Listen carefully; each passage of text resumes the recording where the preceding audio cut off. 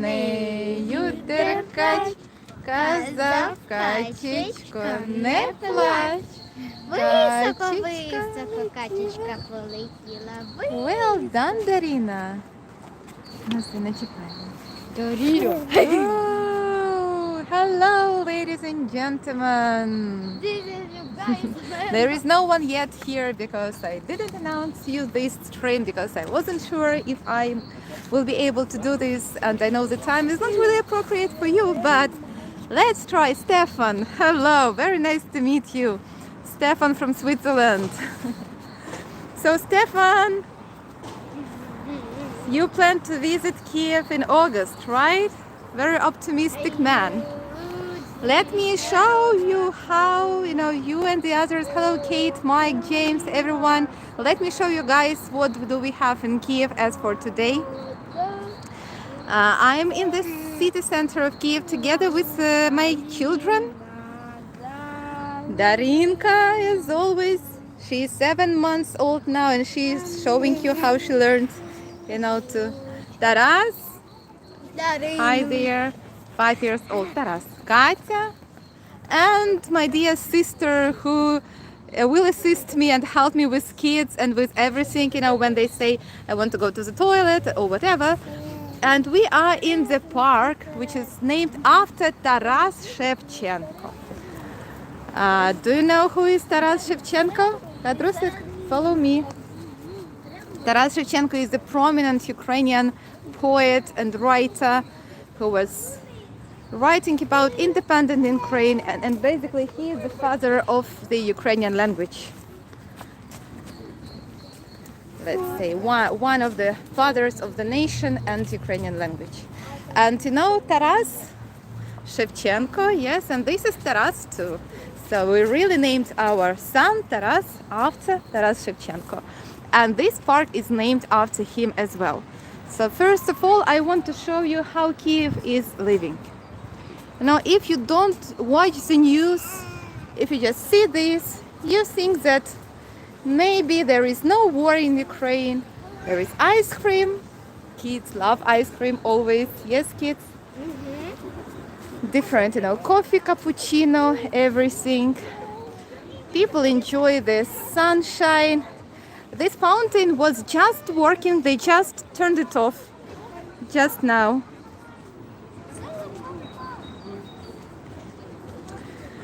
And yeah, you might think that there is no war, but then you see this. Basically, this is the monument of Taras Shevchenko.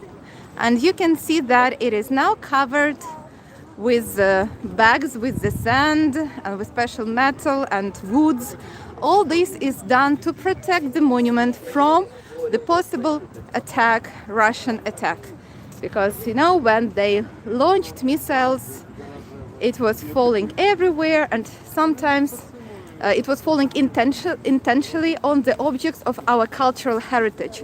For example, they hit directly with a $6 million expensive missile. They hit the museum of Skovoroda, which is a Ukrainian philosopher. So it's absolutely possible that they would like to destroy this monument. And of course, this is a monument of Taras Shevchenko. Taras Shevchenko, це ж 19 століття, да? 19th century. Inna is a teacher of Ukrainian language and literature, so she knows. Okay, so his years of living are 1814, 1860 something. So the middle of a 19th century. For me, this place, thank you for saying that my country is beautiful, it really is. For me, this place is absolutely special. Because I will tell you why. You see, on the front of the monument, they put the photograph, yes, the portrait of Taras Shevchenko. And yes, they even wrote here in English that he was an outstanding Ukrainian writer, classic of Ukrainian literature, thinker, artist. He is a national hero and a symbol of Ukraine. The first book of Taras Shevchenko's poetic works is called Kobzar. So Kobzar is our Ukrainian Bible. Beautiful, beautiful flower beds around. And on the other side, this beautiful red building of 19th century too. This is one of the first universities of Ukraine, the Kyiv National University, named after Taras Shivchenko. So the place is very special for me personally. Of course, it's special for all of us in Ukraine, but for me personally too. First of all, this is our alma mater. Me and Sergei, we studied in this university, not in this exact building, because here they study history, philosophy, and something else. We were studying in the University of Taras Shevchenko, just in another building. And me and my husband, we studied journalism, and this is where we met.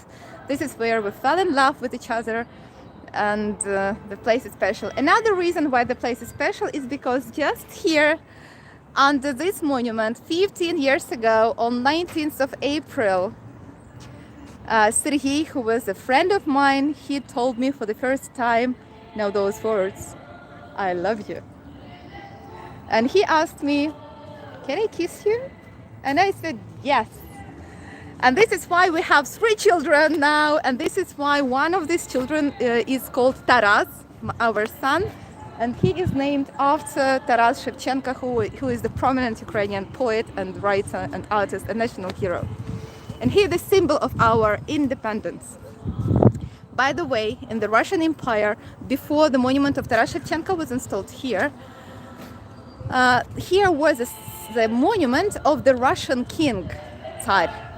Yeah, but they pulled it down and put Shevchenko in the Soviet Ukraine, by the way, because he was like fighting against Tsarism too.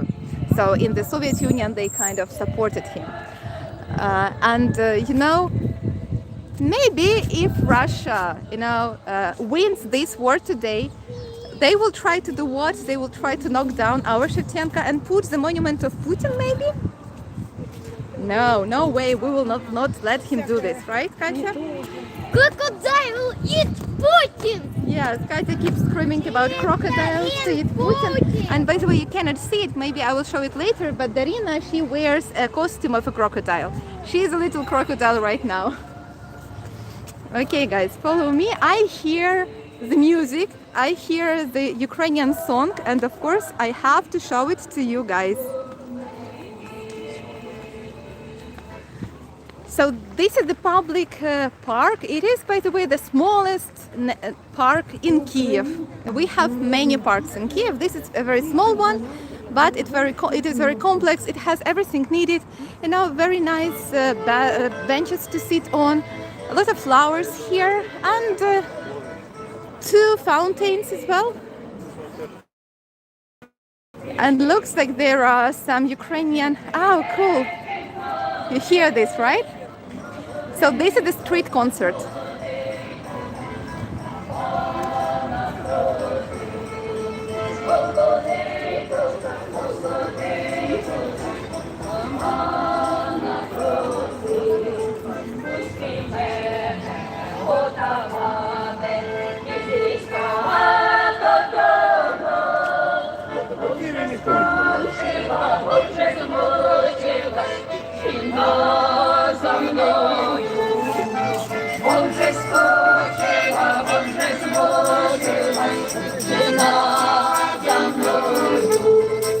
Ой, рад би я пустити тебе, так ти довго будеш.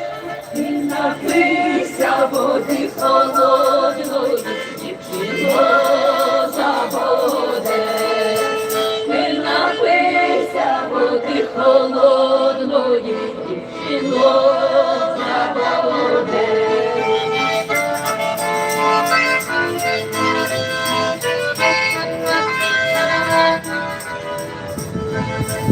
Пив я воду, ти холоду, та й не напилася. Пив воду, не забуду. Ukraine is a very, very singing nation. Everybody knows how to sing. We love our Ukrainian national music. This is our cultural heritage. The music, Ukrainian music that we sing. Everybody is singing right now, and music helps us to fight and protect ourselves, to defend Ukraine. In this park we have this restaurant. It used to be called Terrace. Now it is called Opanas, which is another Ukrainian name. And well, I can recommend you this restaurant because it serves you the traditional Ukrainian meals. The waiters here are in the Ukrainian traditional costumes. You've seen these ladies who were sitting. They were in traditional Ukrainian t-shirts too. Yes. And here is the entrance to this restaurant. Here you go. So Opanas is the restaurant. It is opened, yes, inside. Hello, excuse me, can I film a little bit? Just a little, thank you. So the lady said, yes, you can come in. So this is the traditional Ukrainian restaurant here. So you are open, yes, you work, cool. So this is a place that I really can recommend you. You can see that inside everything is in traditional Ukrainian style, but it is modern at the same time. And the dish here is very lovely. What I love here a lot is this tree. You see, just in the middle of the restaurant, they keep the tree growing. Yeah, so the tree. We, with kids, usually we use their toilet, to be honest, because just on the other side of the restaurant, we have here the playground. And now, just like 2 years ago, we were living in another place in the city center, not far away from here, and we often visited this playground. So kids remember how they used to play here. Доброго дня, можна зняти ваші віночки? So beautiful, look. So these are traditional Ukrainian, how you call it? So you put it on your head. Ukrainian souvenirs. And some socks, handmade socks too. These are very beautiful in Ukrainian style. You see it's blue and yellow. Yes. And another place that is remarkable here is over there. It's basically two remarkable places. One of them is this babushka in Russian. It's babushka, babusia in Ukrainian. This is a monument of the old lady, grumpy old lady, and she represents our, let's say, Soviet heritage. Можете біля неї сісти. She is always unsatisfied with something, always, you know, grumpy. Why is she so angry? So this is the modern monument. On the other side, by the way, there are two big museums with the arts. And here is the place that is so popular. By the way, I'm surprised that there is no big queue here, because usually there is a queue. Here they sell traditional pancakes. Pancakes, now they changed this, so now you can not only read, you can see here. So pancake without any filling is 15 hryvnias. Right now it's like half of $1. Oh, and now you hear what? This is the air defense air raid siren on. Kids, you hear the sound? Yes, so the music, many people celebrating. Like outside, this is, by the way, the chestnut tree. One of the symbols of Kyiv is the chestnut flower, kashtan. And to hear the sound is disgusting. Oh my God. You like try to, to forget a little bit that we are at war, but it doesn't let you forget because we are at war. And those ugly bastards, they tried to kill us, to commit a genocide and destroy our Ukrainian nation. But guess what? We will not let them do this. We're gonna eat pancakes. instead. Котики, ви хочете млинці? Я. З чим ви хочете млинці? Я з дем. З джемом? З джемом. Okay. I will, Inna is over there with kids. And I will buy some pancakes. No? Доброго дня, можна з джемом, будь ласка? Два млинці з джемом. Котики, полуниця чи абрикос? Полуниця. Okay, so they have chosen strawberry pancakes. Да, два з полуничним джемом. Okay, I'm trying to find my wallet. Карточкою можна, будь ласка? Так можна. 58. Так. Називається What is Ukraine? Англійською мовою. Так, перекладай, будь ласка. Oh, sorry. So this is how they make the pancakes? Так, можна? Okay, so I paid with my card for these pancakes. What I have in my wallet is the photograph of Sergei when he was very young. He was only 16 years old. I love you. Дякую. So this is the receipt. Oh, now my phone gives me the sign that there is the air danger too. So I paid 58 hryvnias. This is like $2 because now the currency is not very. Okay, and the wish. Ви завжди отримаєте те, що потрібно завдяки вашій чарівності і індивідуальності. Просто скажіть. So it says you will always get what you need because you are charming and very individual. Смачного і гарного дня вам. Дякую, і вам також. Котики, беріть млинці. This is so cool. A very kind wish. У тебя есть деньги? Well, guys, Нет. Иди к маме спать. what I want to say is thank you very much. Замовляйте далі. I should have said it in the very beginning because the wish said you will get what you need. And I want to say that really this morning I woke up, I checked my phone and understood that I really get what I need. Because you guys donated the last night 3,500 American dollars in different currency of donations to help my friend whose call sign is Pastor.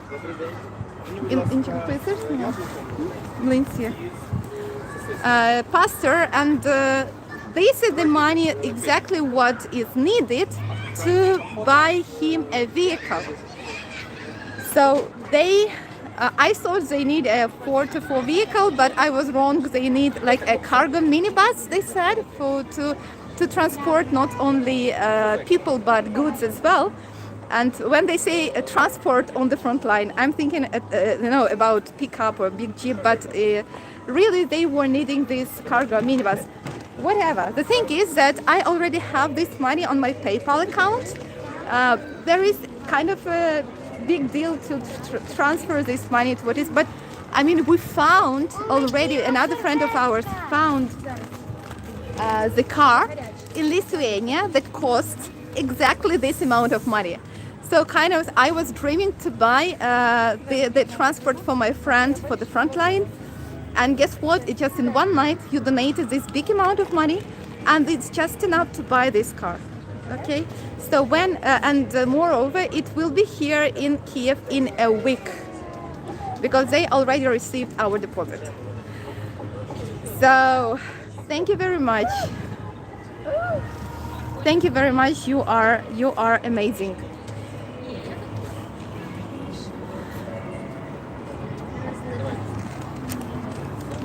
Darina is like, oh, I'm hungry too. Well, honey, maybe later. So this is mlynci. These are traditional Ukrainian pancakes. Kids will have it with strawberry jam. Ну, їжте, що ви дивитеся? Гаряче? It's hot. Yeah, so you can have it with different other fillings too. Like with cheese, with sausage, even with Philadelphia and the salmon. Yeah, so different. They made it more like modern. So kids will be having some pancakes now, and looks like this bird wants some pancakes too. Oh, look at Terrace school here. Yes, this is his favorite. By the way, he called it. Terrace reminds us about the air alarm on. Well, as you can see, people do not really pay attention at this because like kids keep playing on the playground.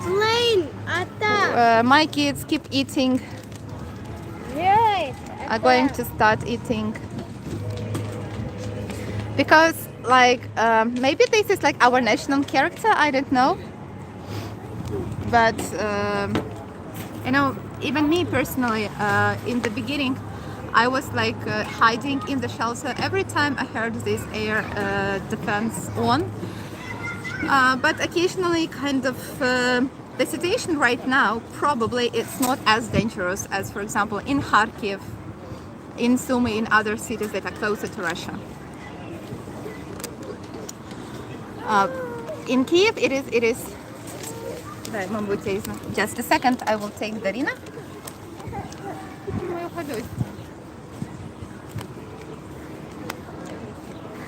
In Kyiv, we have this crocodile. Look, she's a crocodile, and she will eat Putin. We have the cool costume of a crocodile. Look. Even her shoes, you see? Din din din. Yes. So I will feed the baby. I'm sorry. So if somebody finds it's not appropriate, you can turn off the camera. You turn off the YouTube. I'm sorry, because I find it very appropriate in all the situations. Because otherwise, I will have to hide myself forever somewhere each time I have a child who needs some milk. So you moms, you understand me, right?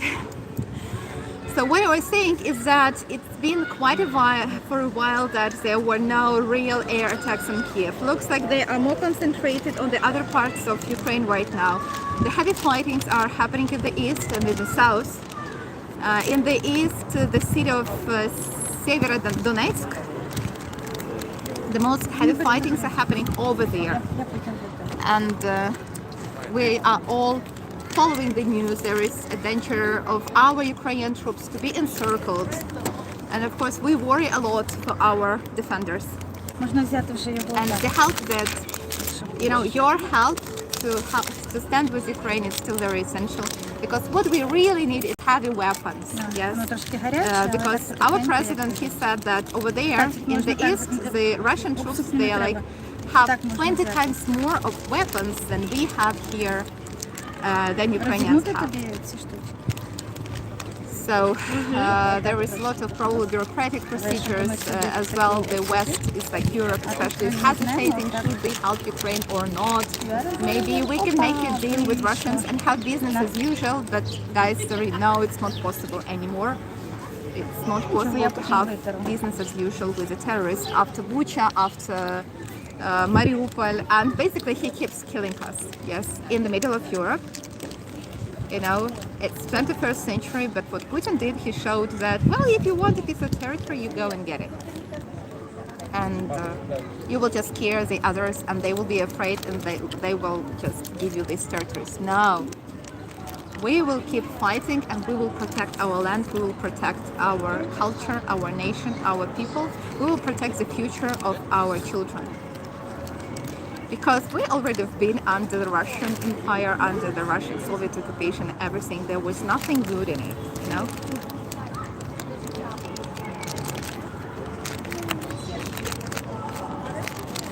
So what is the question? Why are fights happening in Donetsk? In Donetsk and Lugansk regions, because these were the places that Putin attacked 8 years ago and occupied part of these territories. So kind of this is the occupied territory. Why they keep fighting over there? Because when on the 24th of February he invaded, like Russia invaded from the south, from the east, and from the north, from everywhere around Ukraine. So here in Kiev and in the north, Ukrainian troops, they hit back Russians in the So Putin concentrated his forces in the east and in the south, because what he wants to do is to connect Russia with Crimea by land. That is why he is concentrating right now. Like, he wanted to take all of Ukraine at a time, but now it looks like not possible. So they concentrated their troops in the east and in the south to take at least a little bit of the territory. And after they take it, they will say, okay, now let's have a deal. Now let's discuss. Let's have some peace negotiations. After this, his plan, is if we have negotiations and will legalize his next occupation of the territories, that he would theoretically fill with Russian propaganda, take people from over there to concentration camps in the east of Russia, take people through the so-called filtration camps, and this is already happening. Just erase the memory of people that they are Ukrainians. He will settle these lands with the Russians. I mean, that was done already so many times in the 20th century. There is nothing new in this policy. This is how the Soviet Union was doing, in the Russian Empire that they was doing the same. So this is what they are trying to do right now here. This is why for us it's obvious that peace negotiations with Russia right now will not bring peace to Europe, will not bring peace to Ukraine. What is needed to be done, is respond by force to Putin and keep our territories. Yes, and show Putin and many generations of Russians and all the other Russians that it's not wrong, it's not right, it's wrong, just to invade and take the territories of the other people. That you have your boundaries that are, internationally recognized. So just develop your territory. It's not medieval ages anymore. Stop invading more and more and more. Yes, Sergei is fine. Thank you, Dominic, for asking. Sergei is fine. Well, what else I wanted to say? Basically, why we're not hiding, because the air defense of Kyiv looks like it's much better.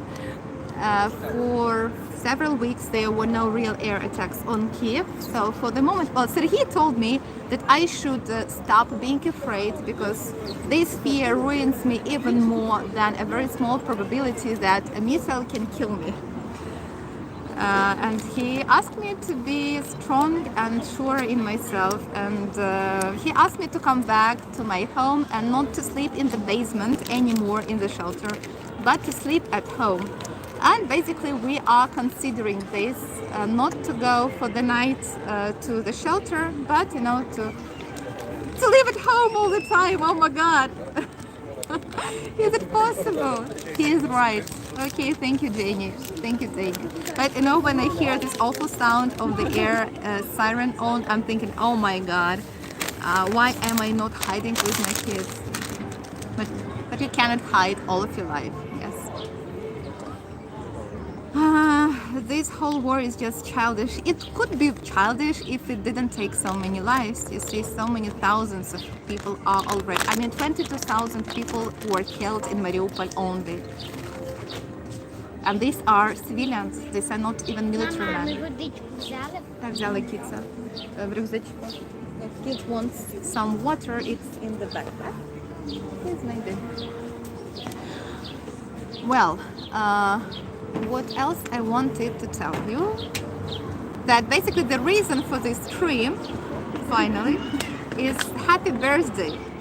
Kyiv today celebrates his birthday. So happy birthday, my favorite, my magnificent, my amazing, my beautiful city of Kyiv. I'm sorry I cannot show you this Kyiv from the drone, because I gave my drone to the army of Ukraine. So I'm not flying anymore. Like I think everybody gave away their drones to the army now. So Kyiv is beautiful, and in this video, in this stream, live stream, I will show you at least a little bit of Kyiv. Yeah, at least a little bit. Guess how many years Kyiv is celebrating today? How many years? You can try to guess. Oh, Darina fell asleep, look. Okay, now the operation will be to put her on the stroller. And after that, 100 years of Kyiv? Oh no, 1,200 more. Even more than 1,200. More. Even more. Ina said the right date, so if you understand Ukrainian, so Kyiv celebrates 1,540 years. Це років Київ. 1,540 years. Kyiv celebrates. Лиши там візуть. Лиши, як було. Ні, от. Хочеш? Будеш? Okay, meanwhile, I will put Darina on the stroller. Mark, you are right. 1,540 years Kyiv celebrates. Сік хочеш? Кажи, дай сік. Тато. Дай сік. Зараз будемо йти туди. Так, кидай сік.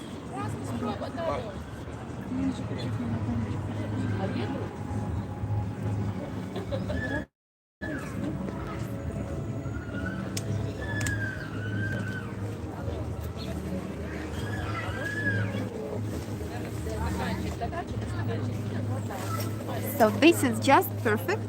Kyiv is celebrating 1,540 years. This is so cool. And now Ina went to call kids to go and show you something else, not only this part.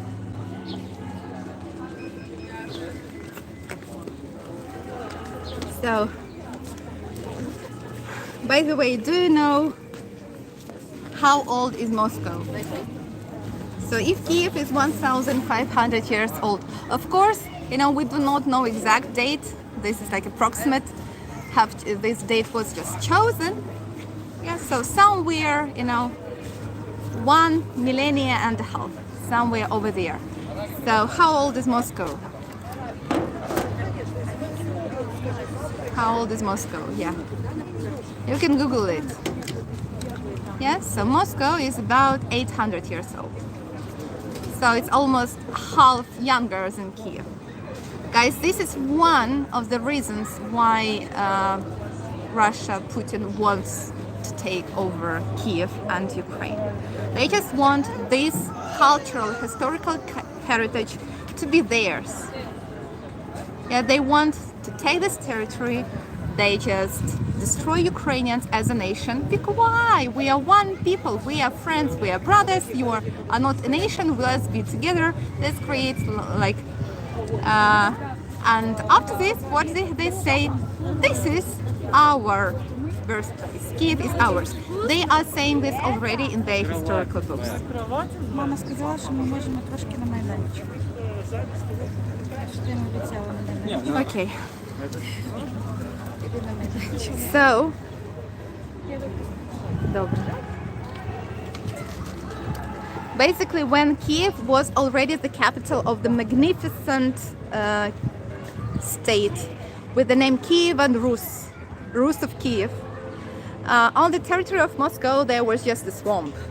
And here there were already magnificent cathedrals, yes.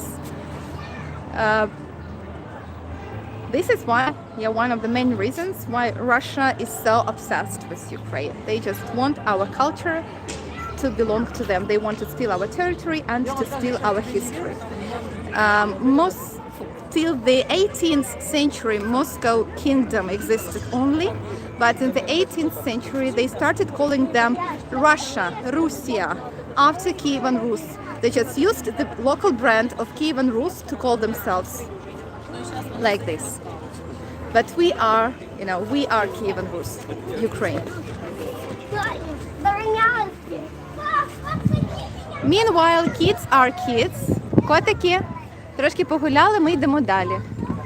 Ми знімаємо. Що ми зможемо ще на майданчик. Ну ось ви погуляли на майданчику трохи все час іти, тому що треба показати нашим глядачам якомога більше Києва. Побачимо ще якісь місця, а якщо все буде добре, ще купимо морозиво десь, добре? Okay, I asked my kids to go and show you the other places. Kids said, no, we want to play on the playground. But I told them, guess what? If you behave well, I will buy you ice cream.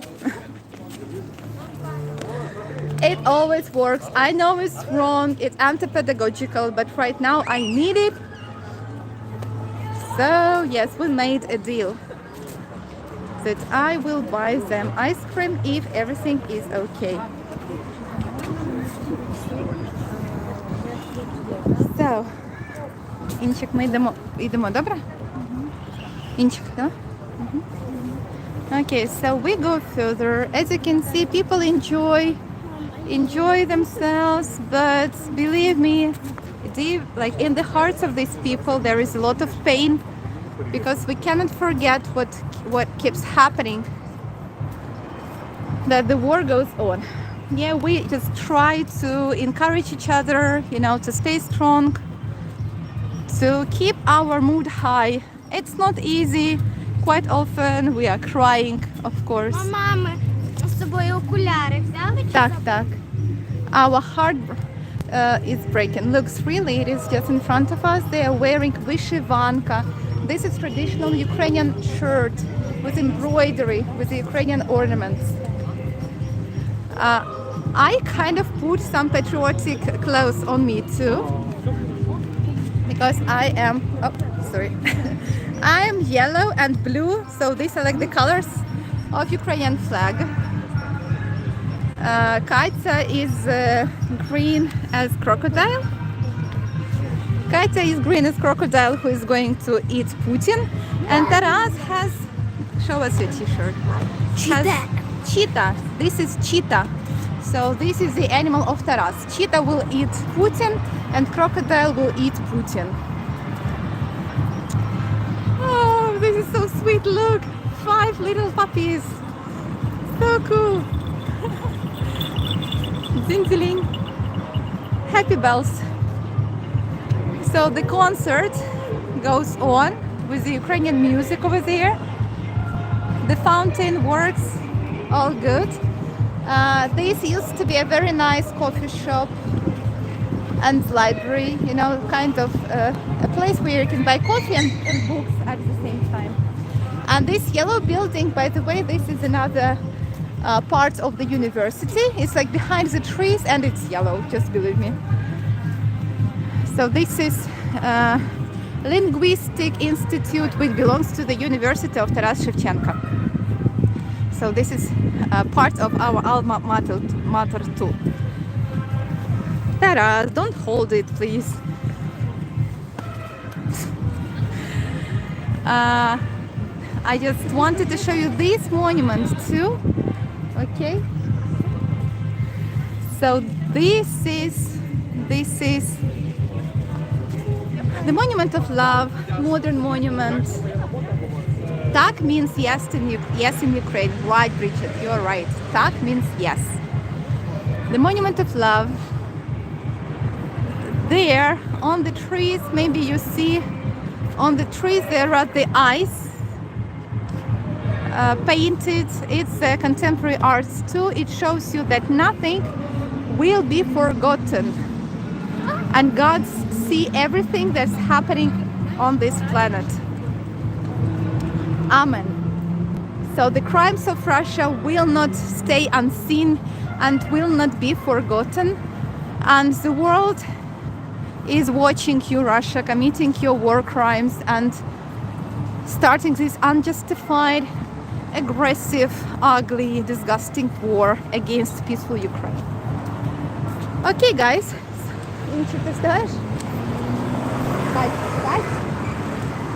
So let's cross the road.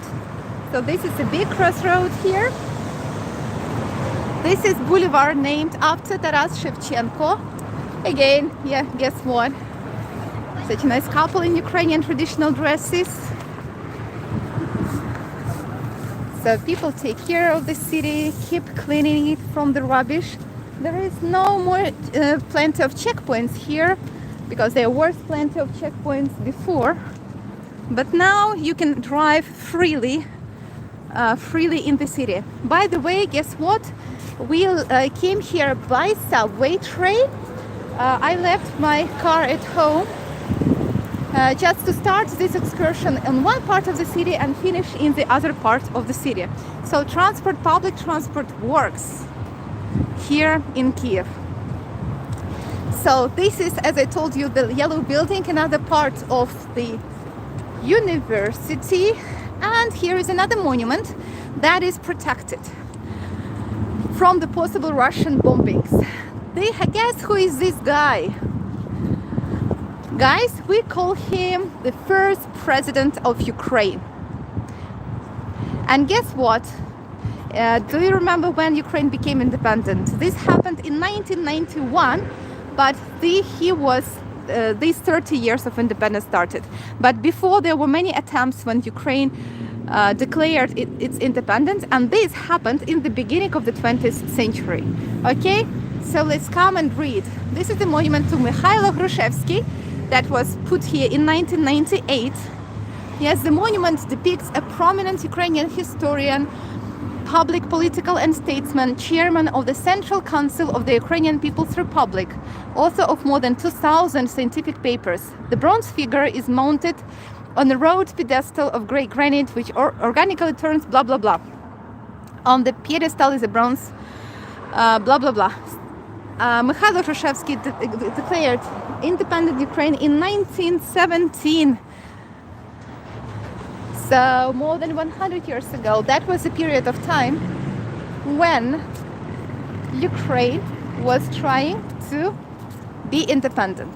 But unfortunately, Bolsheviks, communists, they won this war, and Russian Bolsheviks, they occupied Ukraine. And this is how the Soviet Union was formed. By the way, this building is as well quite old. It's more than 100 years old. And this was one of the governmental buildings of the Central Rada, Central Council, where that was proclaiming the independence of Ukraine. And by the way, Katya used to have here her ballet classes when she was like 5-6 years old in this building. But as you can see right now, it is completely closed because it is under reconstruction. That was about to start, but unfortunately it didn't, because guess what? The war started, and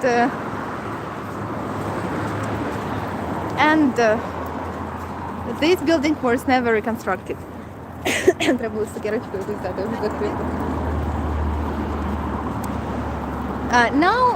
Until this reconstruction, this building was the house of a teacher. And as I told you, my sister is a teacher. This is a very, very good profession. Here you have the modern building. This is like, we call it business center. Over there is underground parking. I see it's not working. So here are some offices of some companies, some shops, banks, the modern building. So you see?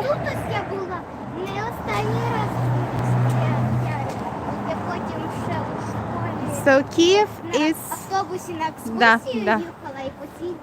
so far the remains of the block post that we used to have here. They left it here just in case if Russians try to invade by land again.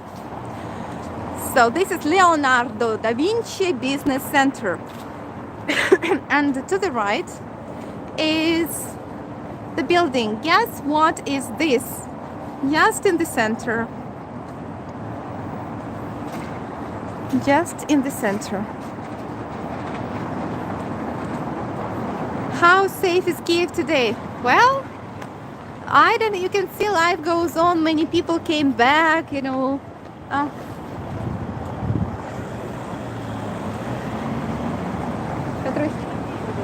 Yeah, but how safe it is, I don't know. Maybe right now the bomb is going to fall on us and it will not be safe anymore. Who knows? So just 5 minutes this way, you will see the main street of Kyiv.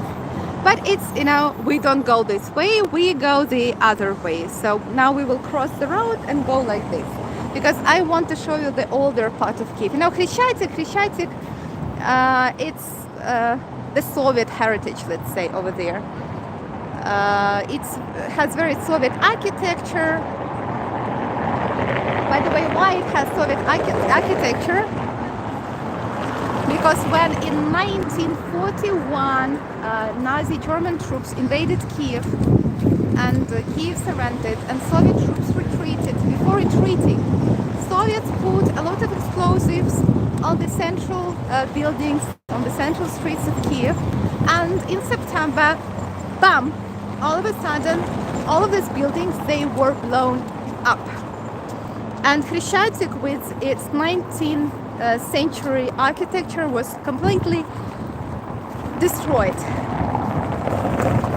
Some of the explosives, by the way, were put on this building too, which is the house of a teacher right now, and it was put into this building. So I ask you what this can be.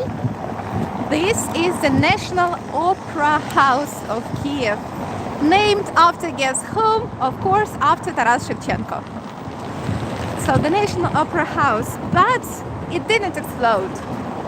This is why we have the legends that maybe there is some good spirit, good ghost living, the spirit of the opera, the ghost of the opera, who protects it from explosions. So it didn't explode. Moreover, when Soviets were bombing Kiev from the air, when it was occupied by German troops, and operas, one of these missiles fell just on the building of Opera House. But guess what? It didn't explode. It killed physically several people who were sitting inside of this building. But the air missile did not explode. Over there in the center there is a monument, small monument of Taras Shivchenko.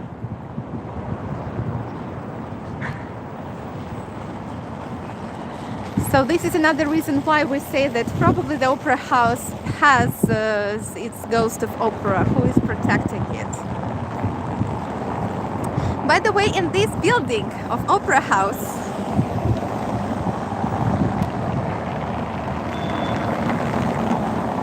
the last prime minister of the Russian Empire was killed.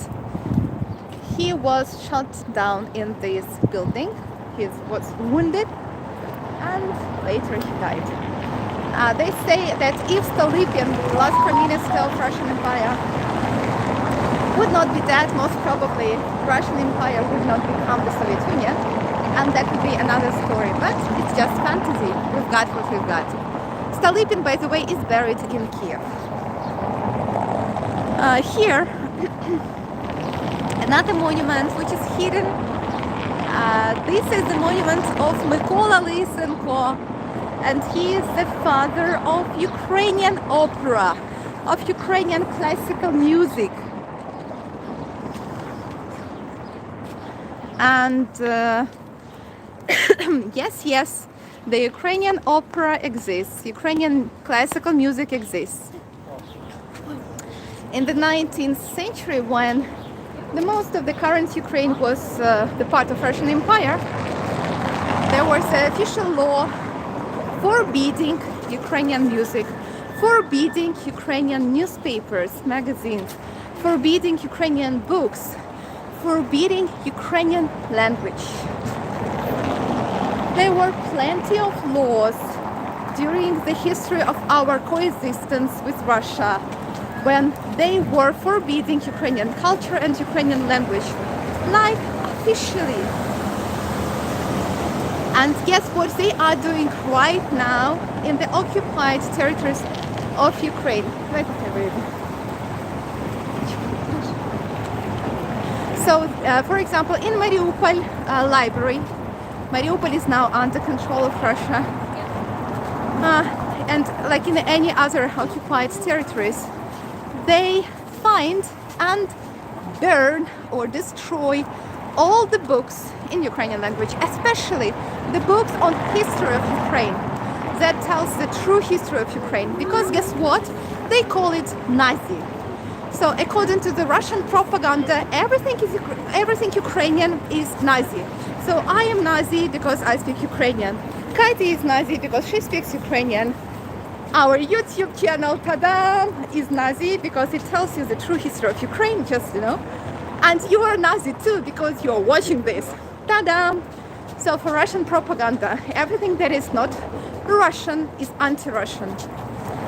And they just call it Nazi because, you know, it's so easy to blame. So easy to blame. And say, well, Nazi is bad, right? So if Ukrainians, you call them Nazi, Ukrainians are bad. The problem that it's of course not true and it's complete bullshit. Wow. So little by little we are approaching another small park here, which is remarkable. By the way, this is the bicycles that you can rent, and there are the scooters that you can rent. And here we have the entrance inside of the subway station.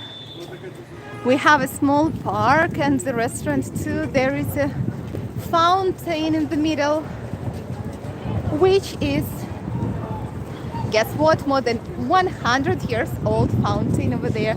Not working yet, but it will be working soon, I guess. Many people celebrating the birthday of our lovely, our beloved Kiev. Over there I see a nice crowd of people, and I'm sure this is the excursion, sightseeing tour conducted by a tour guide for children mostly, as you can see. So he is telling them the story of this building, the Golden Gates. This is the backstage of the Golden Gates. We will walk around and I will show you all of it. Okay, now I hear the music, because of which maybe they will block monetization of this stream, but okay, whatever. Here we have the restaurant. Here I have the restaurant. And what I wanted to show you is just on the other side of this restaurant is a very interesting monument, which is loved by Kievans like so much, a lot. Yes, this is a monument to a cat. This is one of our favorite monuments here in Kiev. The reason why it's so favorite, first of all, it's cute. Kittens are always cute, you know. Right now there are those videos with our Ukrainian soldiers with kittens, and these videos are so popular. The cat is cute. Moreover, if you pay attention, you will see that his tail, that his tail and his head is more shiny than the other parts. Guess why? Because треба стати за ним і доторкнутися одночасно до потерти голову і хвоста. So you have to touch his tail and his head at the same time. You have to scrub it, and your wish will come true. Можна загадати бажання. Your wish will come true. We have plenty of monuments in Kiev that can make your wish come true. So what is your wish, Katya? Яке в тебе бажання?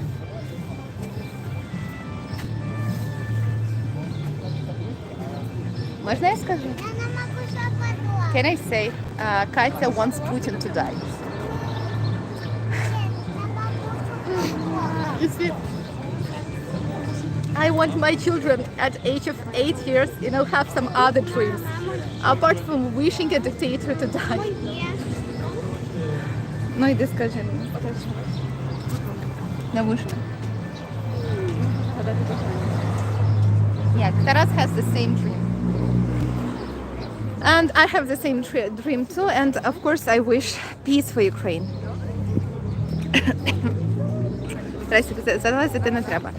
So the history of this cat, basically, this is a monument to a real cat whose name is Pantyusha.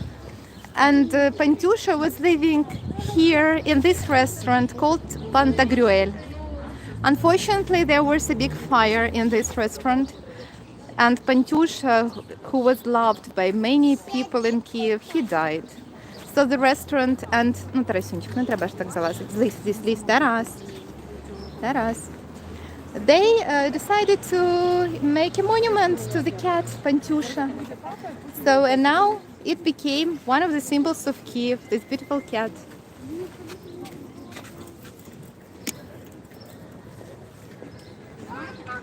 Our crocodile is sleeping. And we continue our walk in Kiev. Well, it's not a professional excursion. Yeah, it's just we just walk along, just walk around Kiev and see some of the beautiful places here. Coffee, we love takeaway coffees a lot. There is one of the castles. We have a few castles here. I don't know if you see this, of 19th century. It was just a private building basically. And I promised to tell you the story of this. So unfortunately you cannot see the monument behind these walls because it's protected from Russians because they are trying to destroy everything. But this was the monument of Knyaz, Prince of Kiev, whose name was Yaroslav Mudry, Yaroslav the Wise. He was the ruler of Kiev and Rus, a very important, big, magnificent state, more than approximately 1,000 years ago. Back then, this was the place where Kiev began. The Golden Gates was the place to enter Kiev.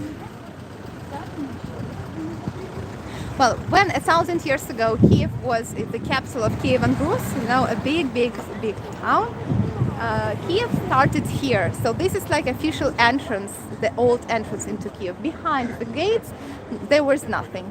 Just the fields, the forest. Of course, 1,000 years ago, Kiev was much smaller. Yaroslav the Wise, he was clever. So when Yaroslav the Wise was ruling this territory, the Golden Gates was the entrance to Kiev, and this was like the main street. The main street here.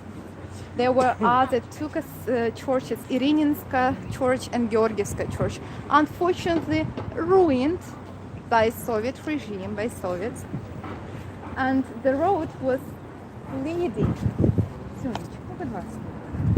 to this. You can see over there, I hope, yes, there is like a bell tower. This is the bell tower of Saint Sofia Cathedral. This is the oldest building of Kiev.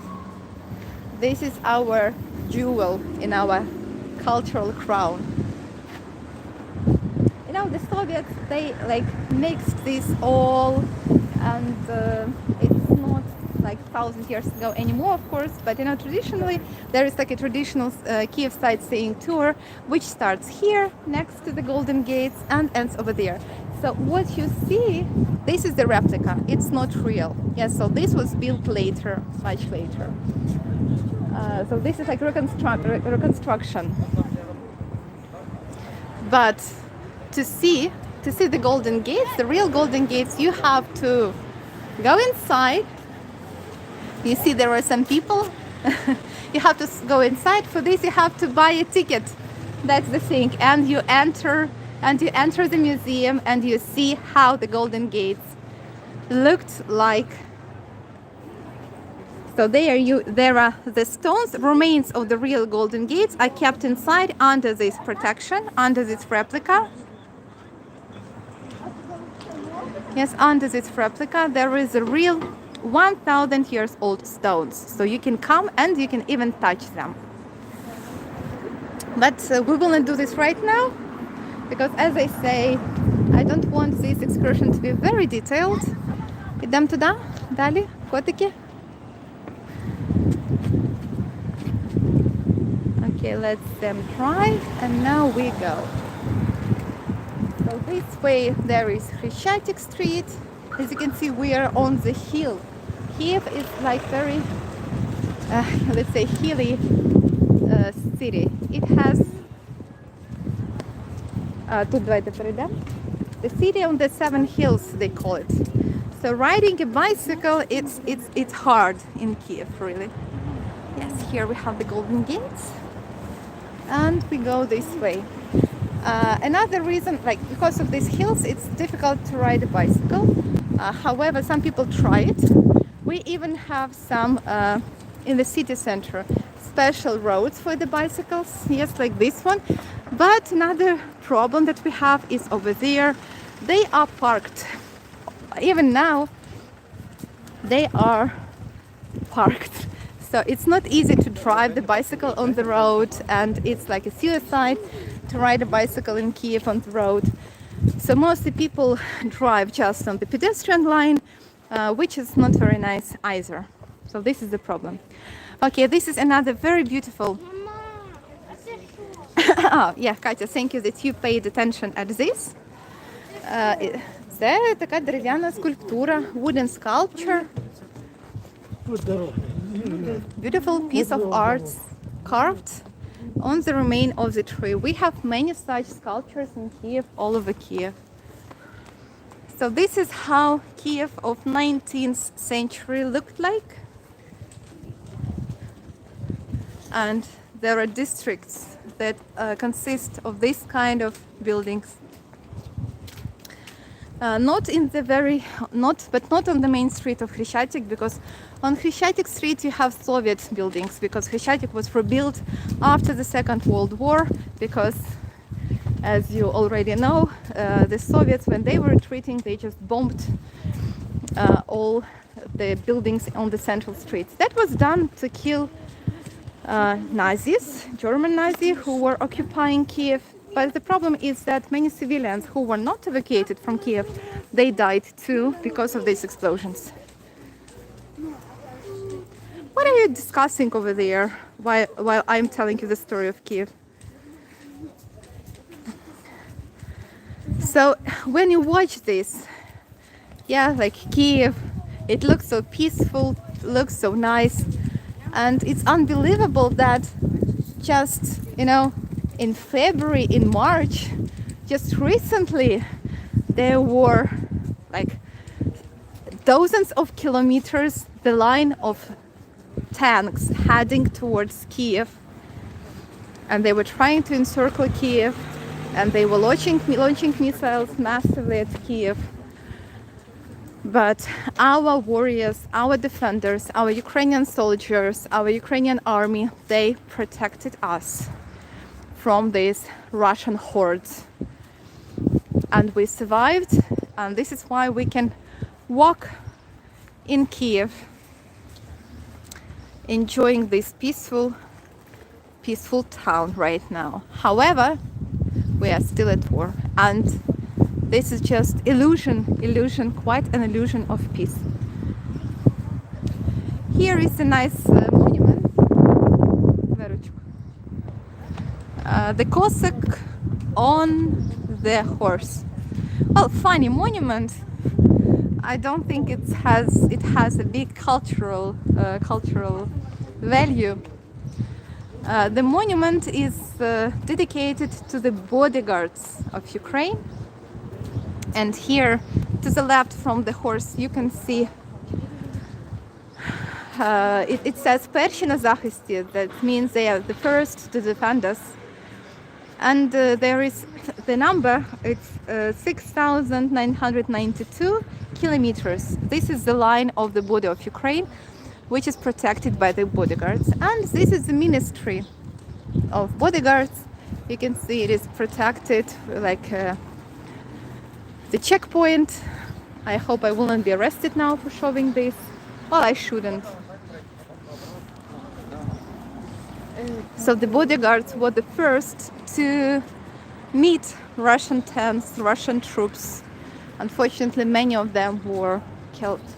You know, the bodyguards, especially when you are a tourist and you are traveling, especially when there was this corona, everything, you usually don't like the bodyguards who are asking too many questions, demand too many documents. But really, these guys from the bodyguards, they were the first, you know, to fight with the Russians. They are on the edge.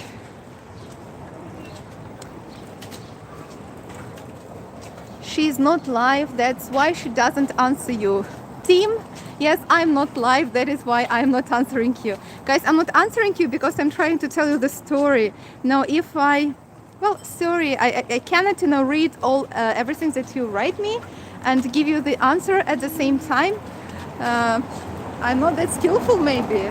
Yeah, I'm trying to tell you the story, and sometimes I see your questions and I answer you. Ignore him, Olena, he is a troll. Okay, Janelle, I will.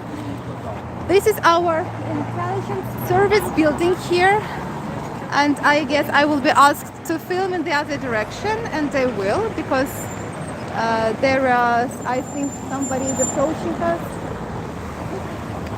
Доброго дня, я в ту сторону знімаю. Ви сюди знімали. Я, Ви ж вибачте, бачите. не зрозуміла одразу. Видаліть, будь ласка. Добре. При мені видаліть, будь ласка. Це прямий. Ви стрімите? Да. Не треба це більше робити. Добре, вибачте. Я тобі Как чесно раз тогда сказала. ручки. Ну да, я не сразу сообразила. Okay, so the intelligence service approached me and asked me to delete this video, and I said I'm streaming, and he said you shouldn't do this, and I said I'm sorry. Okay, I think I didn't film too much. Oh, I'm really so sorry I did it. I should have, thought about it. Well, anyway, that was the building under a lot of protection, but I didn't show you all of this protection. Now I show you this public toilet instead. Which is very useful information. In Kiev there are not that many public toilets, so this is one of them.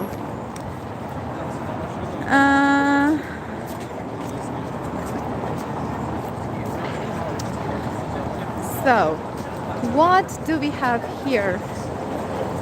This is the restaurant. This is the restaurant, open air terrace here. One of the central streets, and here it begins. The magnificent St. Sofia Cathedral. The old walls of Cathedral. 1,000 years ago, when Kyiv was the capital of Kiev and Ruth, this St. Sofia Cathedral, it was, the center of cultural, historical and political life. Here they were meeting international delegations. They had here a library, a school. Here was the house of Metropolitan, the head of the church. So this was like the epicenter.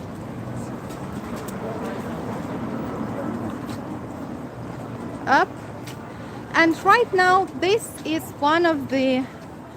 unofficially the main square of Kiev. Well, officially the main square of Kiev is Independence Square, Майдан Незалежності, but this is, let's say, the main spiritual square of Kiev. Some street music here. Я тобі на трембіті, лиш одній в цілім світі. This is a song, very popular. Well, the square. St. Sofia Square is the place where we had our Christmas market, our main Christmas tree this year, and the war was something unimaginable. Something that we were talking about, but we didn't really believe that it's possible, to invade an independent country in the 21st century. We thought it's just illogical and so nonsense that me personally, didn't believe it can be true. Over there, behind the wall, there is the cathedral.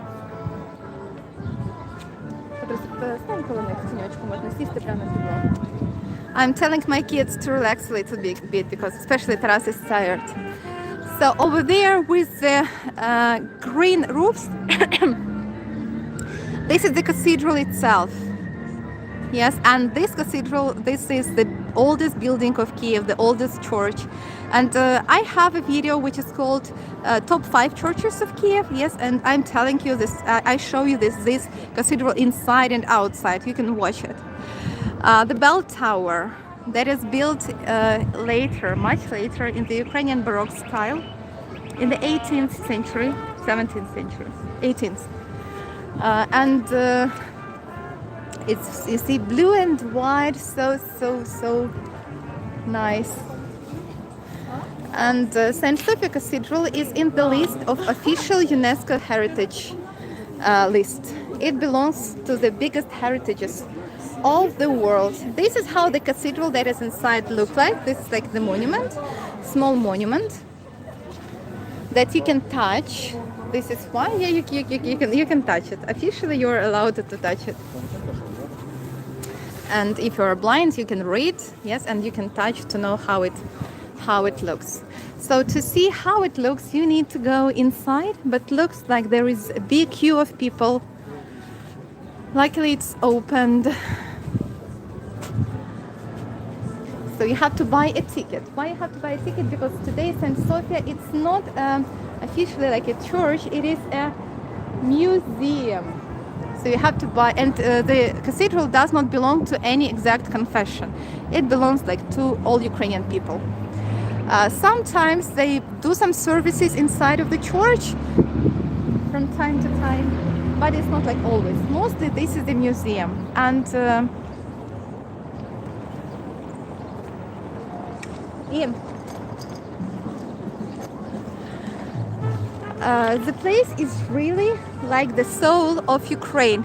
Inside of the St. Sofia Cathedral, there is the biggest collection of mosaics of 11th century.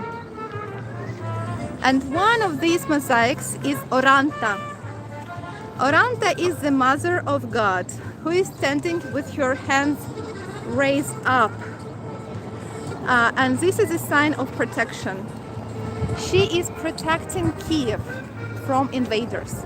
And we have a legend that we really believe in, that till Oranta is standing, you know, this 1,000 years old big portrait mosaics of the Mother of God. While she keeps standing over there, Kyiv will keep standing too. Kyiv will stay strong, Kyiv will not be defeated. And you know, Oranta keeps standing. By the way, do you know the song? Because it went viral when our boombox singer was singing here the song that went viral, and now everybody in the world, I think, knows this song. Давайте червону калину заспіваємо.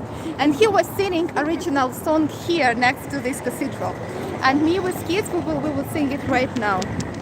Ой, у лузі червона калина похилилася, чогось наша славна Україна зажурилася, а ми тую червону калину підіймемо, а ми нашу славну Україну гей, гей, розвеселимо. Somebody woke up there. Hello, kitty. Little crocodile. Okay, now we will cross the road and find somewhere a shade. I guess I will have to hold the Rina. So St. Sofia Square, St. Sofia Cathedral, and just on the other side we have another prominent cathedral that I will show to you. This monument here is Bogdan Khmelnytsky. He was hetman. He was the leader, like the old-style president of Ukrainians, Cossacks, the Ukrainian warriors. This is one of the another, symbol of Ukrainians. They were fighting for Ukrainian independence against Poland, against Russia, Russian Empire. Yeah, those were the times. The thing is that Bogdan Khmelnytsky, this is his monument erected in 1888, one of the first monuments of Kiev. Bogdan Khmelnytsky in the 17th century, he made a military treaty with Russian Empire.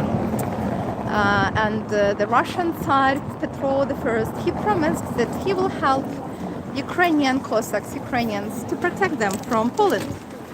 But guess what? He lied, and instead of protecting, he started occupation, military occupation of Ukraine. In modern terms, this was the hybrid war against Ukraine. Russian propaganda is saying that this was reunification of the nation. Oh God, this is what they are doing right now with their tanks and weapons and their awful Russian propaganda.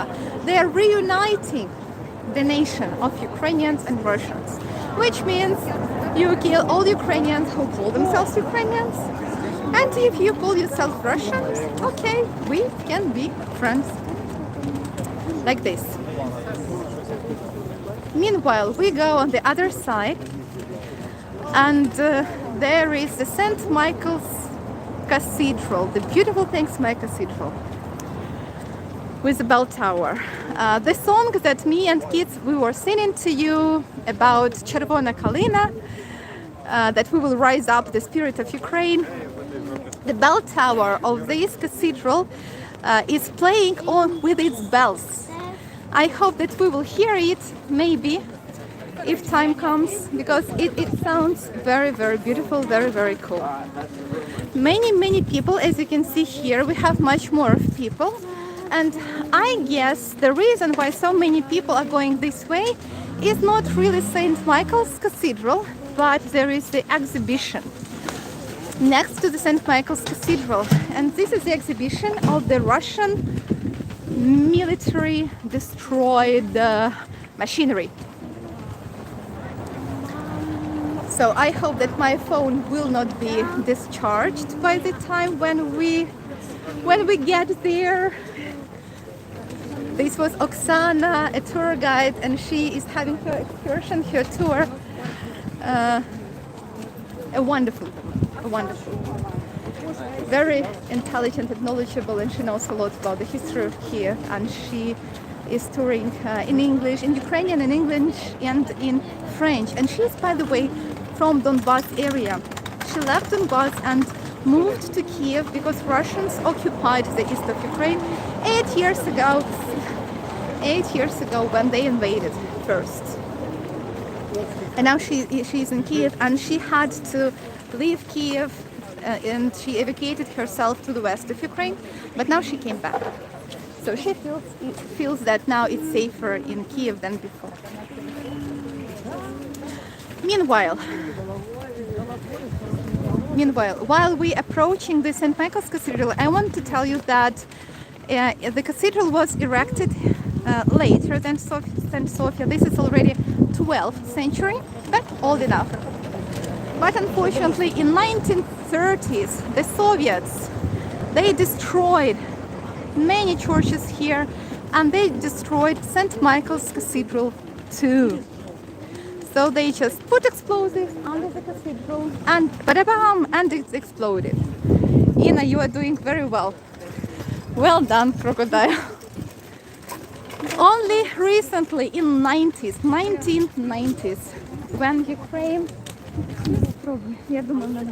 when Ukraine became independent, we reconstructed the cathedral, reconstructed the church.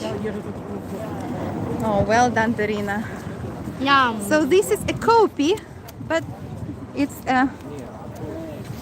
a very good copy, and this cathedral plays a very important role in our lives, especially in my personal life, because давай візьму її на ручки. Плакати буде. Окей. So, так, тут у мене гаманець документи. Тут у мене Даринка. Опа, окей. So the cathedral plays a very important role in the history of my family, because both Katya, my daughter, and Taras, my son. Так, Тарас, ти з ким? З Іною чи з мамою? Вибери. Катя, ти з ким? З Іною чи з мамою? Тому що я за вами не можу стежити. So both of them were baptized inside of this St. Michael's Cathedral.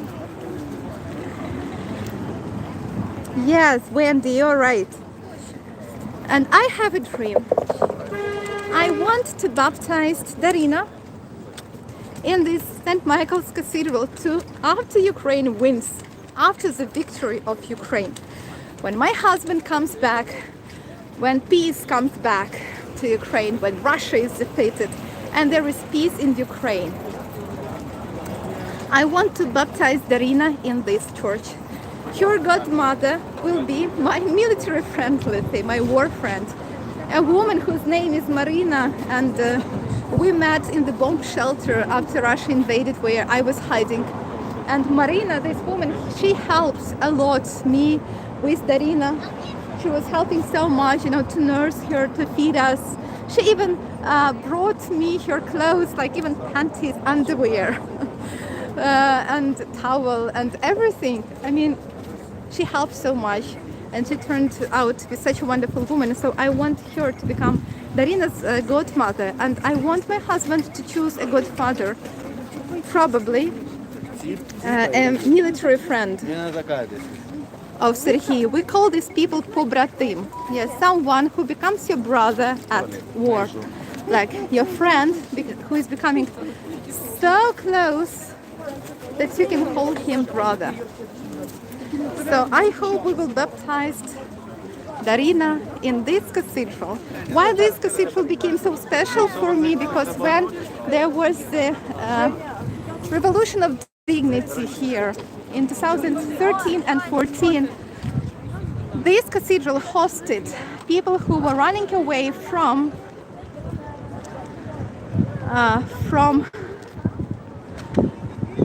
the police, militia back then, who were, you know, Yanukovych, Russian president, he ordered to hit Ukrainian protesters, and they found shelter in this cathedral.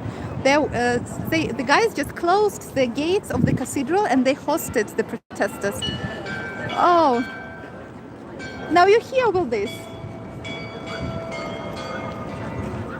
The song. What is this song about? Okay, so it's 2 p.m. and there is the song, the bell on the bells. I don't recognize it, by the way.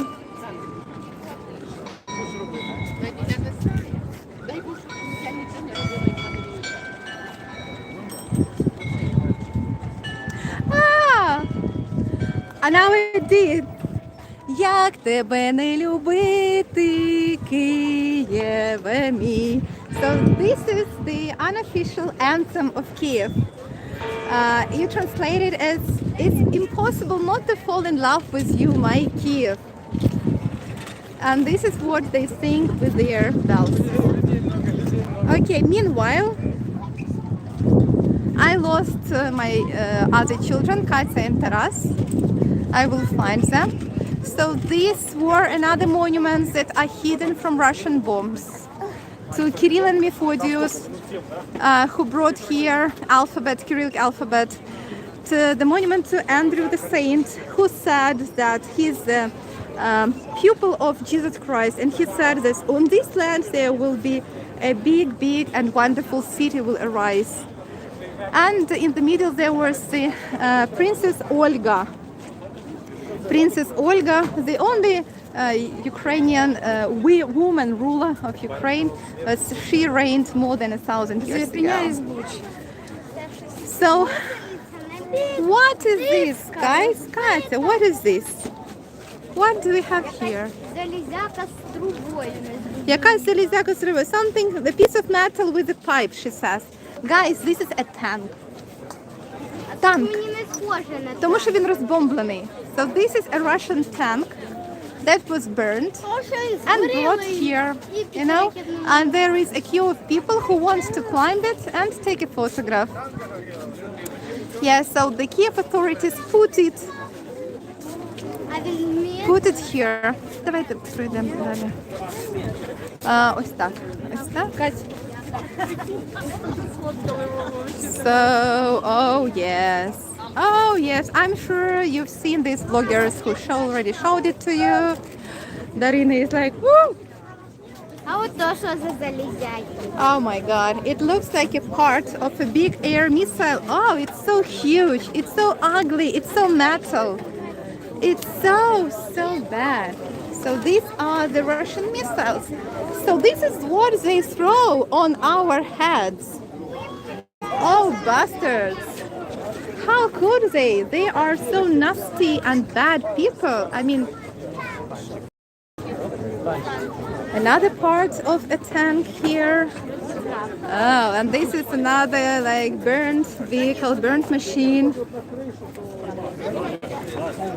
Oh, this is so awful.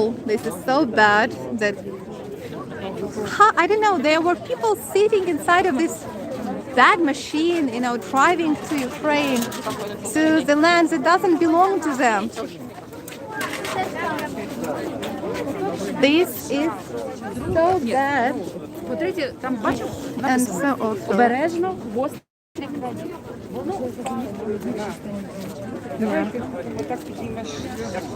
Okay, so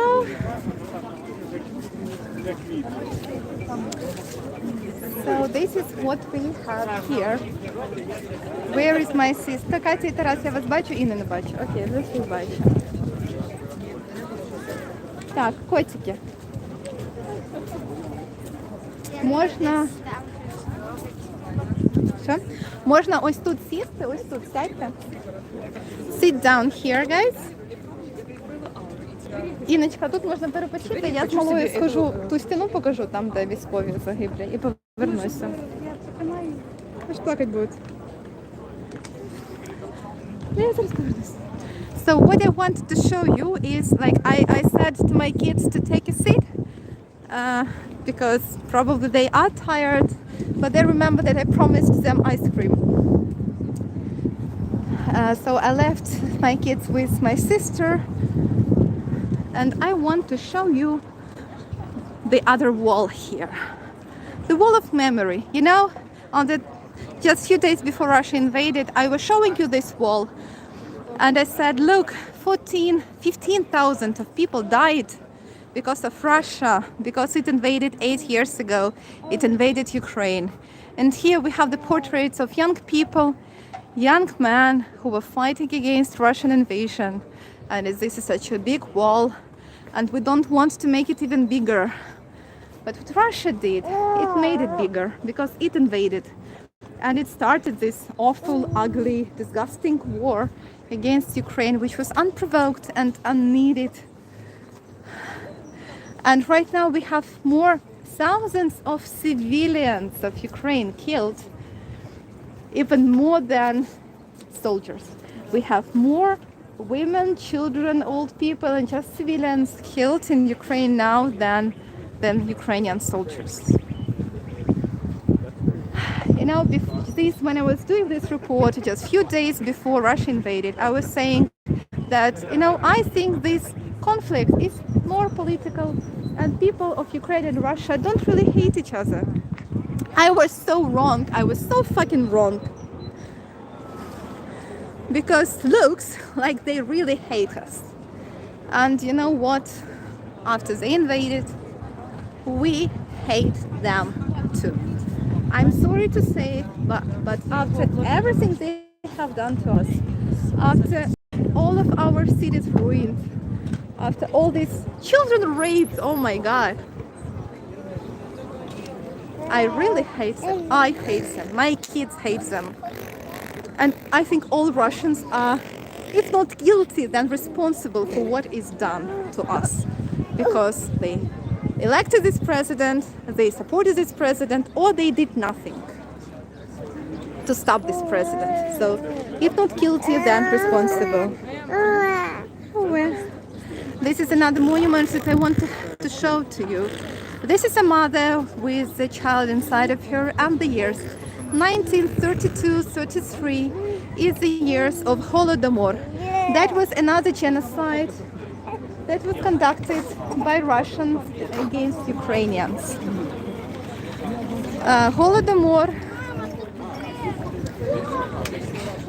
happened in 30s when the Soviet regime decided to come here and made Ukrainian farmers join kolkhoz, collective farming.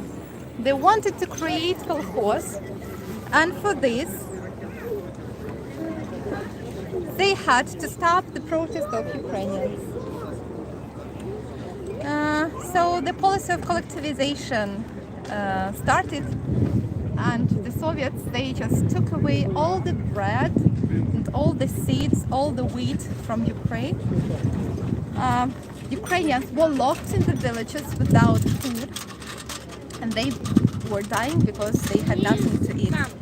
You know, the regime, these soldiers, they confiscated, they took away even the belts and the shoes and corpse of cats and dogs and rats, because even this could become food for people. So they took everything away, and now I will tell you the most ugly, disgusting and bad thing about it. Some of the people went so crazy because they were so hungry that they started eating each other, and there were cases when mothers were eating their babies or giving their babies to the other children to eat. Just for a second, just for one small second, try to imagine how awful it was if you are a mother to feed your baby to your children, because otherwise there was nothing. You know, when people were doing this, they were not people anymore. They were broken. And this was really happening. These cases were happening. So in total there are different numbers. Up to 7 million of Ukrainians were starved to death by the Soviet regime. We call it Holodomor. Holod means hunger. And this is recognized like a genocide against Ukrainians by many countries. I have a video about this on November. In November, we commemorate this day, and we put candles on this square, and we have the Museum of Holodomor, and we have a monument of Holodomor. So we commemorate. Crocodile. Looks like it's too hot for you, yes? Where are you driving, Darina? Darina is driving somewhere. She's telling you about Russian tanks. I would die first, says someone, Charlie, or I wish I would do the same, die first, but I never say never. I don't know what I would do in this case.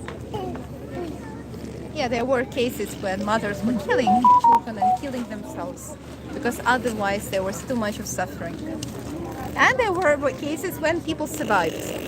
In my case, I think most probably I would try to survive. I hope this is your case too. Okay, guys. I don't want to finish this stream by such a sad location. I want to bring you to another lovely place of Kyiv. And it's very close. На Андріївській там спустимося, потім на метро і додому. А по дорозі ще пострімимо. Скоро буде морозиво, Тарасик. So I remember... Чи на вулиці? На вулиці. So behind the St. Michael's Cathedral, Darina, don't touch my camera. Darina is touching the camera. So behind the St. Michael's Cathedral, which was rebuilt in the 90s, there is a nice observation deck, there is a nice beautiful park over there. And there is a funicular, which is a special touristic train.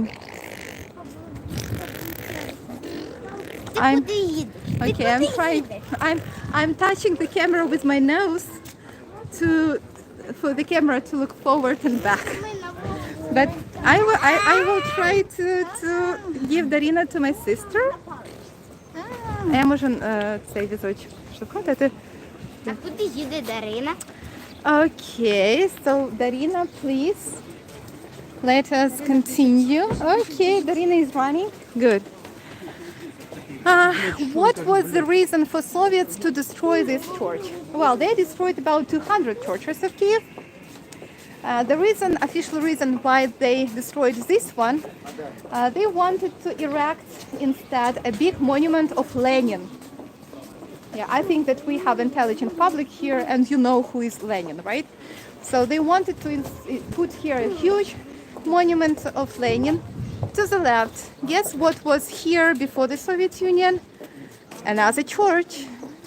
And guess what they did? They ruined the church and built this building.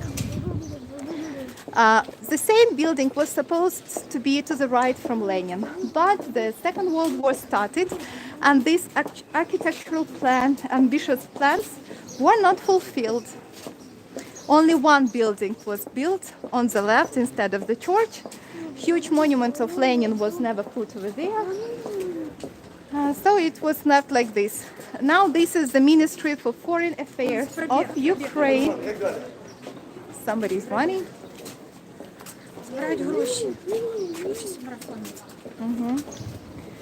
So now this is the Ministry for Foreign Affairs, but you can obviously feel this, Soviet style of this building. It wants you to feel miserable under the pressure of Soviet totalitarian machine. Okay, where are we going right now? Desetina Street, right, John, you are absolutely right. The street is called Desetina because it will take us to the place where another church was standing, the church called Desetina. Desetina means 1/10 of something. In this case, this is 1/10 of income that you are supposed to give to the church. When, before Yaroslav the Wise was the ruler, the first, the Saint Volodymyr, more than 1,000 years ago, he baptized Kyiv and Ruth. He brought Christianity here. Yes, guys, the Ukrainian flag, very beautiful.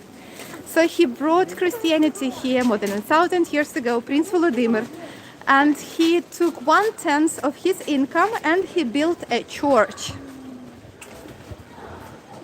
Desetina Cerkva. This is the first stone church of Kyiv and Rus of Ukraine.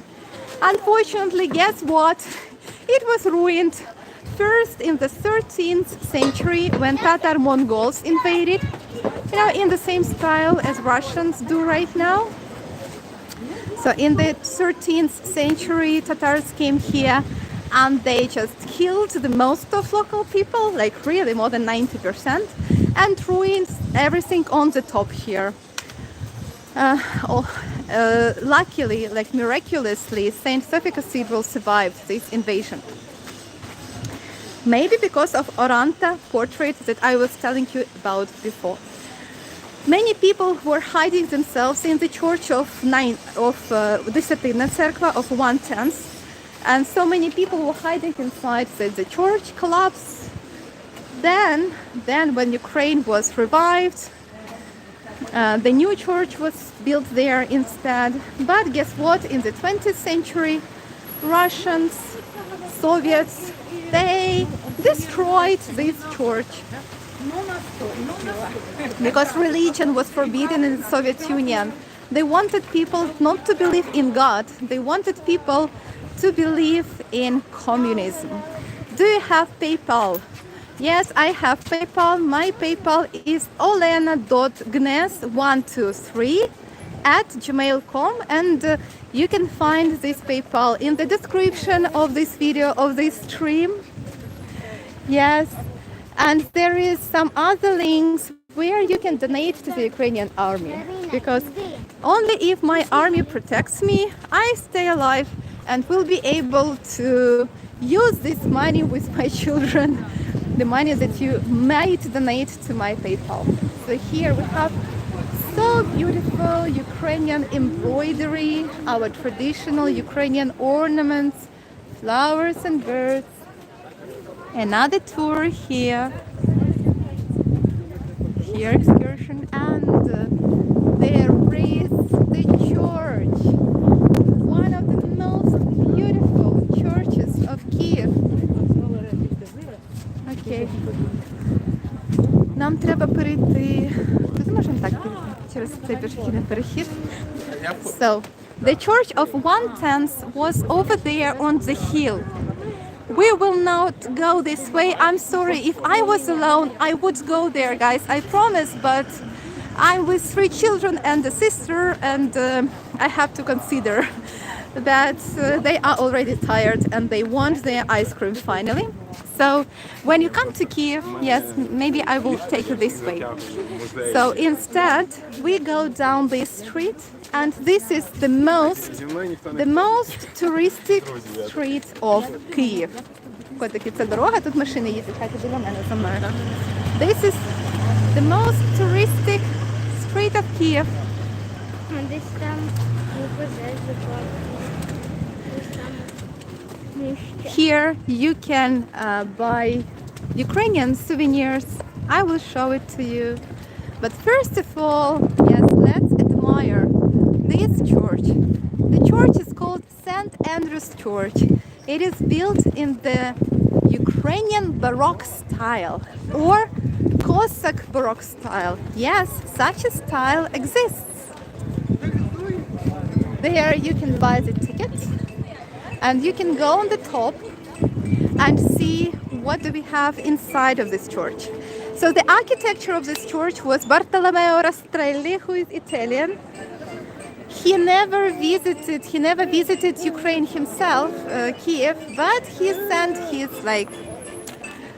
plan, and this church was built. This is the Church of Love, because the Russian emperor of those times of 18th century, Elizabeth, she ordered this church in the name to commemorate her love, her boyfriend, who was Ukrainian. Yeah, she met him in Ukraine and she decided to put this church to say, I love you.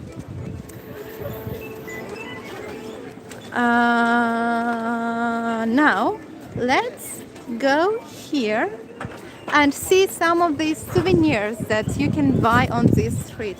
The street is for pedestrians, but and for vehicles of the local people who live on the street or who work on the street. But pedestrians have priority to walk down here. So this is the main street. It's like the street is called Andrievsky Uzviz or Andrievsky Descent. Why Andriy? Andriy was the saint prophet who said that, according to the legend, Andriy, he came all the way here to this hill and he looked around and said how beautiful it's here, and he promised that on this hill there will be the magnificent city of Kyiv. Okay.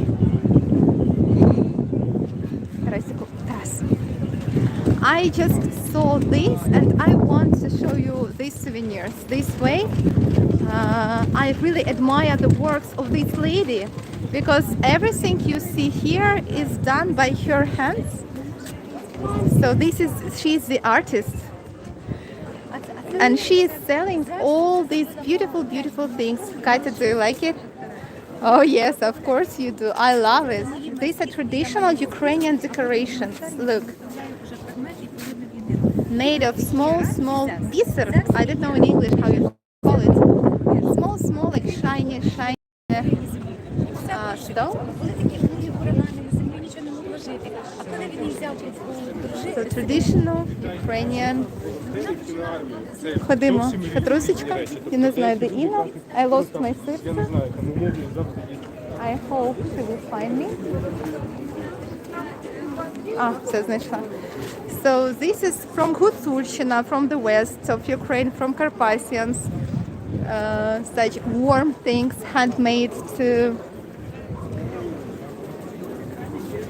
And this is more of sorry. The ladies are having their lunch over there. I'm sorry. Okay, my sister is over there on the other side. Taras and Katya, they follow me. Okay, these are just, t-shirts with Ukrainian symbolics like these. Now, patriotic t-shirts, they became so popular in Ukraine. So here it's written, Доброго вечора, ми з України, which means good evening, we are from Ukraine. And this is from a song that became so popular. So now this is like the meme. And this is Chornobaivka. It's written here, Chornobaivka. Maybe know about this place. Yes, so Chornobaivka is a place where many Russians were killed by Ukrainian defenders.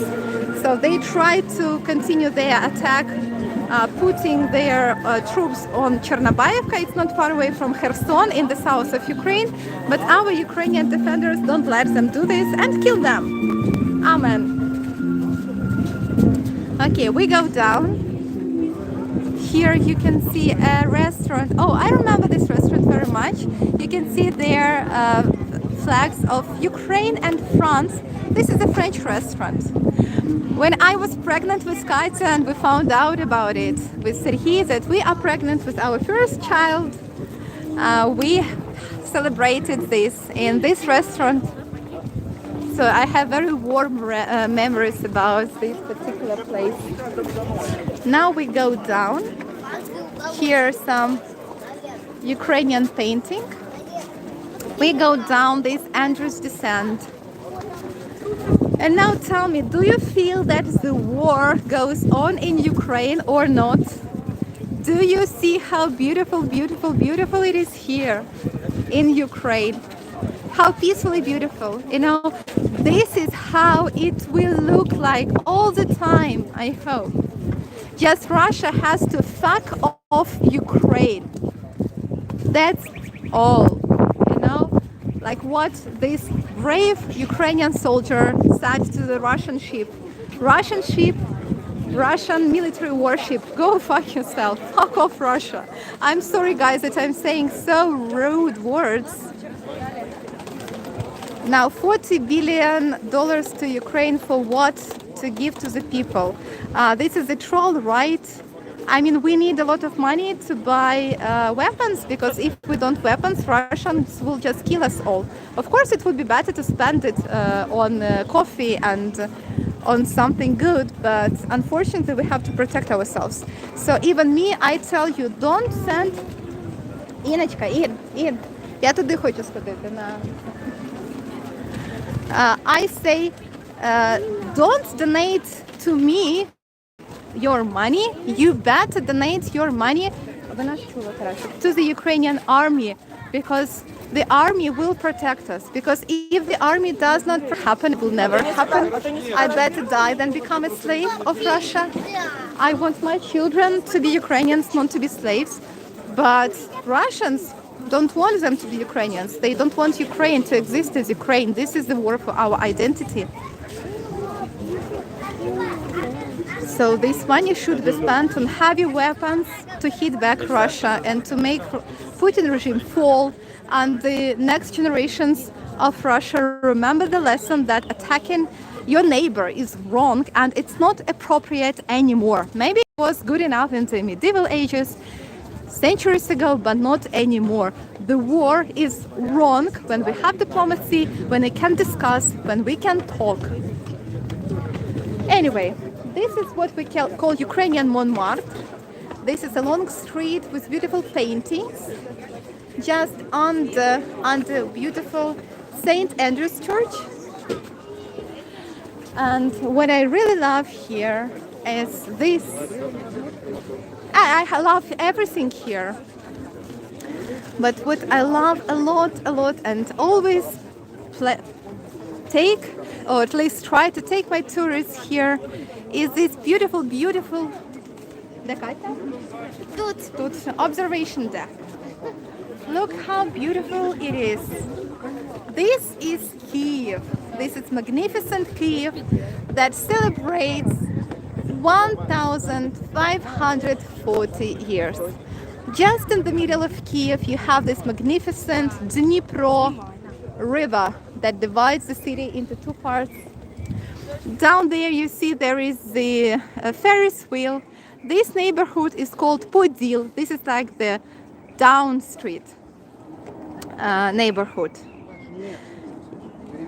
Yes, this is the very over there, this green part of Kiev. This is an island in the middle of Kiev.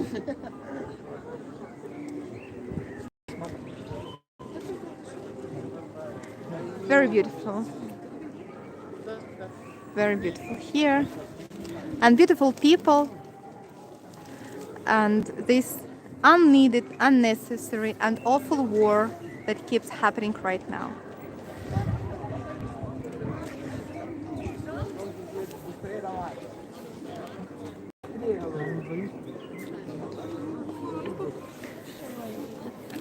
My kids are so sad. Котько, Тарась.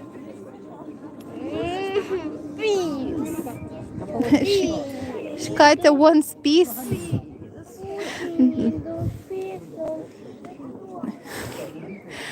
So they are tired and they are very sad because they miss their father. And I miss my husband too. Because my husband is in the army.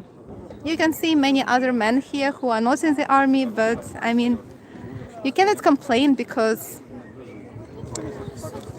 there should be some people who have to move the economy of the country, who have to do some other useful work. You cannot take all of these people to the front line. And unfortunately, many other people have to go there. There, Zuzula, there. Katya told me that she hears a cuckoo bird.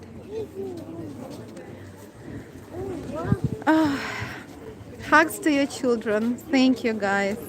Sergei is a hero. He is a hero. I know. But to be honest, sometimes I don't want him to be a hero. Sometimes I just want him to hide him from everything.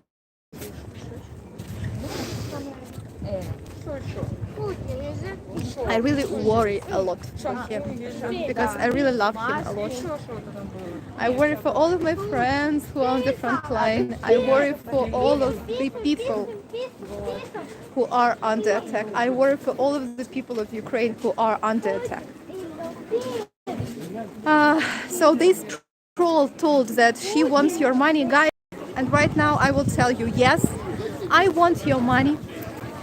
If you have this money, in the description of this video, you can send a donation to the Ukrainian army.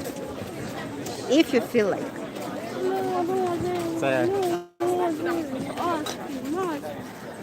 So there is a link to Serhiy Pritula, non-governmental organization. This is the fund that collects money and spends it on needs of the army, and as well another organization is called Come Back Alive. Повертайся живим, повернись живим. It collects the money for Ukrainian army too. Ina, you are doing great. Darina is a dentist. Ідемо. Що не треба було? Okay, so we go down there.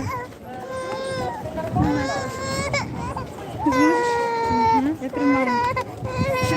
Пусти з нею трошки.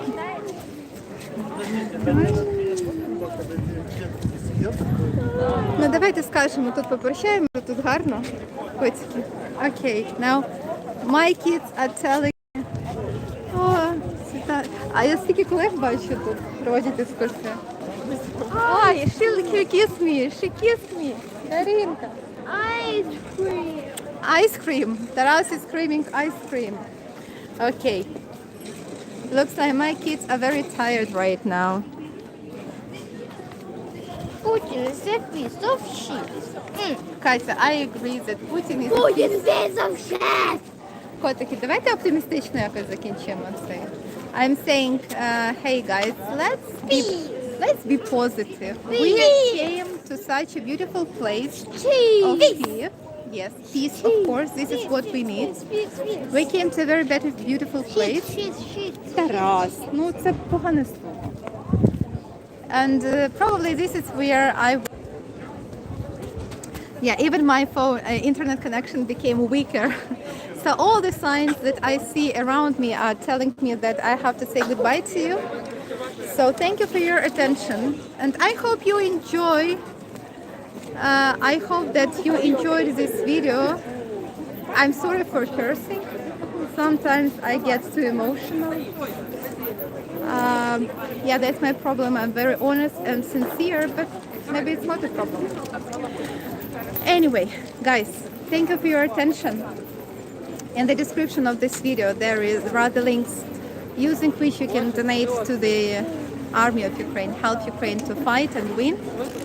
As well, there is the link to my PayPal if you want to support this channel. Peace! And one more thing, again, thank you very much to all of you who donated, to my friend whose nickname is Pastor. And thanks to your donation, we will buy the transport that he needs for the front line. I hope that in the future Ukraine. I hope that in the future Ukraine will not be associated only with the war. I hope that this is how Ukraine will look like. You know, beautiful, a lot of beautiful people. You know, smiling, buying souvenirs. I want to see here, you know, many foreign tourists. I want you guys to enjoy Kyiv, to try local Ukrainian food, to buy local Ukrainian souvenirs, to party here. I want Ukraine to be Ukraine. Oh. Glory to Ukraine, слава Україні. Героям слава. You were asking about CNN. We'll be seeing your story tonight on CNN. Yes, I know that they made a story about me, like a special report. I'm kind of still don't like. I think there are other people who deserve to be, you know, the heroes of the special report on CNN. But I mean, if this report will help Ukraine, that's cool. That's already cool. Okay, crocodile report. Right. Okay, guys. Darina, bye-bye. Crocodile. See you later, alligator. For a while, crocodile. In a while, crocodile. Okay, thank you very much for your attention. Goodbye. I love you too. Моментик возьми, щоб я коректно закінчила цю трансляцію. Thank you. I'm really glad that I woke up in the morning. My sister came and he behaved so well. I will buy you many ice creams now. And we did it. Yes, I did. I streamed for 2 hours. Cool. I did. I'm so happy. I'm so happy we did it with you. Thank you.